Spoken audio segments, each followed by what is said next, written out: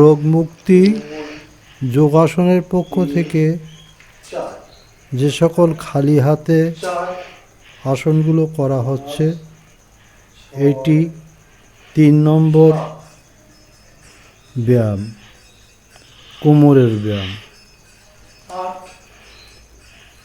প্রথমে 1 বলে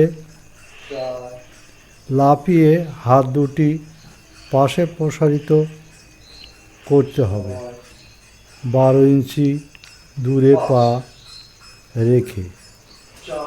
এবার 2 বলে বাঁ দিকে কোমর এবং বাম হাতটি উপর দিকে তুলে সঙ্গে সঙ্গে ঘাড় ঘুরিয়ে বাঁ দিকে তাকাতে হবে।